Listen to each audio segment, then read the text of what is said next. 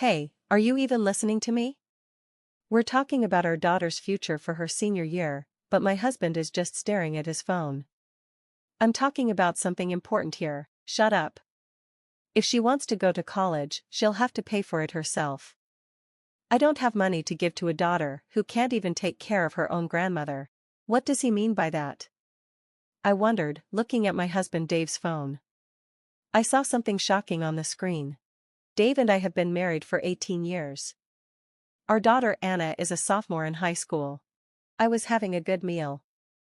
Make sure to clean up your plate, I reminded Anna. Okay, Mom. Aren't exams coming up soon? I asked. Yeah, I'm studying for them now, Anna replied. You should start thinking about your future career, too. I know, Mom. It was that time of year when I started worrying about Anna's future career, but I felt relieved that she was doing well. Our family of 3 was living peacefully together. But there was one thing that worried me, my mother-in-law, Judy. My own mother passed away soon after Dave and I got married. At her funeral, Judy said something really rude. You're my son's wife now, so don't cry about something like this, Judy said. How can you say that? I thought. The reason my mom died so young was because of her bad habits, she added, making fun of my mother. I was shocked and hurt by her insensitivity. That's really inappropriate. If you're going to talk like that, leave, I told her. Dave was angry with his mother, but I couldn't even respond because I was so stunned. Since then, we've had no contact with Dave's family, and I haven't seen my in-laws. Judy's behavior was terrible, but over time I felt my anger fade.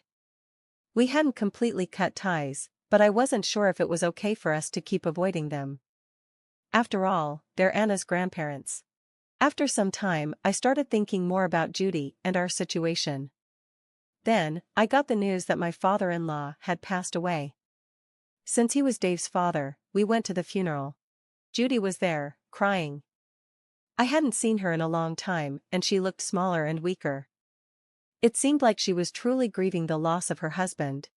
A few days later, Dave went to his parents' house to take care of funeral and inheritance matters. When he came home, he suggested that we move in with Judy. Mom is the only one left at the house now, and she seems really depressed, he said. I imagined Judy crying alone without my father-in-law. She must have been feeling very lonely, so I understood why Dave was worried about her. Okay, I agreed. I thought it would be good to help Judy, so we decided to move into her house. However, once we moved in, things started to change. I'm looking forward to living with you, Judy, I said, trying to be supportive. But Judy's attitude was different. You haven't done anything great as a wife. Now you should work hard to make up for it, she said. Now, make me some tea. Can't you see I'm depressed? You should be more considerate. Her words shocked me. I agreed to move in because I thought she was lonely, but her attitude was harsh. Both Dave and I worked, but Dave left all the house chores to me. Hey, is dinner ready? He asked when he got home from work. You're such a bad wife, ignoring your responsibilities at home, he said, disappointed. Why does she always complain about me? I thought. Judy started blaming Anna too. Hey, go fold the laundry, she told Anna. I'm studying right now, Anna replied. What a useless girl, just like your mother, Judy said. Girls should help around the house, not just study. You're so annoying, Anna snapped back. She was going through an awkward phase, so she started rebelling against Judy. Studying is useless. Doing chores is more important, Judy argued. You're so annoying, Anna muttered. Judy's relationship with Anna kept getting worse. I started to regret our decision to live with her and wondered why I had agreed in the first place. Meanwhile, Dave seemed to be getting influenced by Judy's way of thinking. When Dave came home, Judy would greet him in a way that showed she was starting to control him. Welcome home, honey, she said. Let me take your jacket and bag. You should sit and relax. Thanks, Dave replied, enjoying the attention. Judy would then say, it's actually the wife's job to serve her husband. I wanted to teach Clara everything I would do as a wife, but it was hard because she didn't seem interested or take me seriously. When Judy lies and cries, Dave always defends her and doesn't listen to me or Anna. Clara and Anna are always bothering me. Please do something about it, sweetie, Judy would complain. You're disgusting, harassing my own mother, Dave would say to me. I've never bothered her. I'd reply. She always messes up my laundry, and it's terrible what she does to me. Stop lying. Judy would shout. You're not being a good wife at all. Grandmother's lying, and all you do is take her side, Dave would yell. Stop butting in. I was getting frustrated. I'm only able to live this life because of me. Don't you realize that? Believing Judy's lies, Dave started swearing at me and Anna. This continued, and over time, Anna became a senior in high school. One day, it was time for Anna's parent-teacher conference. I always went to the conferences and told Dave about them. This time, after dinner, we were talking about it in the living room. Anna was considering going to college. I've narrowed it down to a few colleges with the program I want, Anna said. Her teacher told her that one of the colleges she was looking at was a good choice. Hey, are you even listening to me? I asked Dave, but he was just staring at his phone. He wasn't paying attention at all. He didn't seem interested in what I was saying, just like last year. I'm talking about something important here, I said. Shut up, Dave replied. If she wants to go to college, she has to pay for it herself. I don't have money for a stupid daughter who can't even take care of her own grandmother. I was shocked and rolled my eyes at him. What does he mean by stupid? I don't have any money of my own.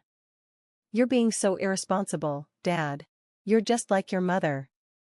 I wonder how she raised you, Dave snapped at Anna. That's enough. Anna shouted back at him. You have the nerve to depend on me for money and call me selfish. Judy joined in with Dave. If the mother's not good enough, the daughter won't be either. A daughter who doesn't know her place doesn't deserve anything. Exactly, Dave agreed. Why should I pay for a selfish daughter? I couldn't take it anymore. How could they say such things about Anna when we've been saving for her college? If you're going to be this rude about money, fine, I said, frustrated. I'm getting a divorce. Dave scoffed. You think you can afford Anna's college fees on your own? You're an idiot. If you want a divorce, go ahead, he said, not caring at all. Dave yelled at me, looking down on me. I don't want a useless wife who can't take care of her own husband's family. And I don't want a stupid daughter who's been raised by such an idiot wife. The savings we've made together will be for my family, mainly my mother, so don't even think about using it.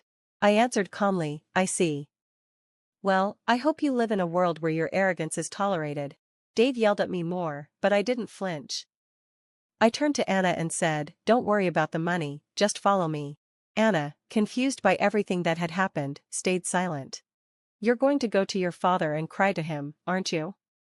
He's probably annoyed at you for depending on him at your age, I continued. But I guess it can't be helped since he raised you to be his idiot daughter. I paused and then added, you get angry when people speak badly about your family, but you speak horribly about others. You're so contradictory.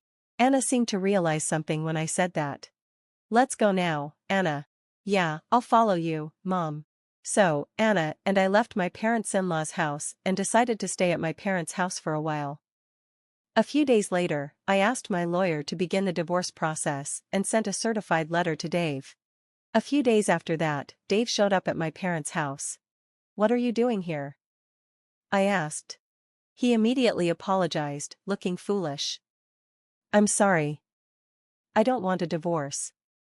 Please come home. I had already noticed that the savings we had made together were disappearing. When I asked the credit card agency to do a background check, I found out that Dave had been spending money at a club with hostesses. He had secretly been preparing for a divorce. It turned out that Dave had been one of the customers at the club that the hostesses didn't want to deal with. He had even proposed to one of the club hostesses, saying, I'm going to divorce my wife, so marry me. When she rejected him, Dave wasn't satisfied and kept pursuing her. Eventually, he was banned from the club for his behavior, and she blocked him on all contact platforms. But Dave didn't give up. He waited near the club, still begging her to listen to him, but she coldly rejected him.